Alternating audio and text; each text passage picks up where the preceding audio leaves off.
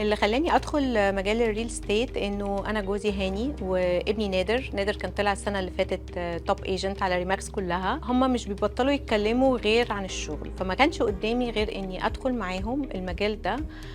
حسيت ان هو very challenge. لما جيت الكونفنشن السنه اللي فاتت بصراحه انبهرت باللي ريماكس عاملاه، كان حلو جدا. فكرت انه واي نوت ان انا ابتدي ادخل معاهم. أنا كنت جاية من شغلانة تانية خالص. أنا غيّرت فجأة والدنيا كانت مختلفة تمامًا. كنت داخلة مش فاهمة أي حاجة، ما كنتش عارفة أنا هاعمل إيه، هافهم إزاي.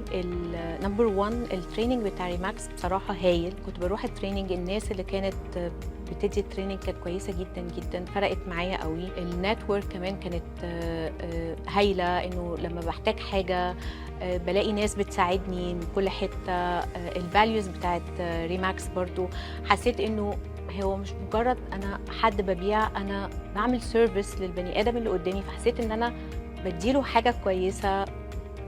فرقت معايا أوي، أوي يعني. الoffice بتاعنا عنده model أو كان شايف نظرة معيّنة وحسيت إنها فرقت أوي، أوي، وهي مكوّنة من حاجتين.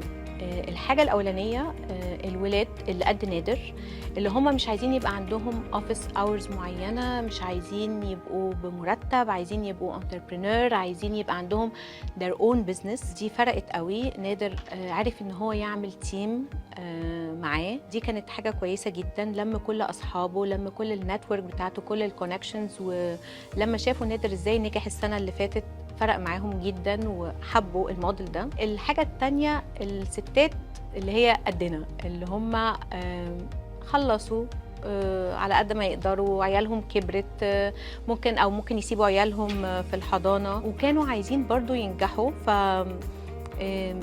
لقوا نفسهم في الموديل بتاع ريماكس. flexible hours، training، بيتعلموا، حاسين إن هم ممكن يعملوا حاجة حلوة. اليونج ايج بيبقى طالع كله حماس، كله تشالنج، عايز ينجح. الولاد دلوقتي ما بقوش اللي هو عايزين يروحوا اورز معينه جمعه وسبت اجازه. الولاد ممكن يشتغلوا من اي حته، ممكن يشتغلوا من الساحل، ممكن يشتغلوا من الجونه، ممكن يشتغلوا من بره مصر، معاهم الكونكشنز بتاعتهم. بعد ما شافوا نادر برضو الموضوع فرق معاهم قوي، ف they looking forward يعني ان هم يكونوا their own career. ريماكس بالنسبة لي نجاح، تشالنج، كارير.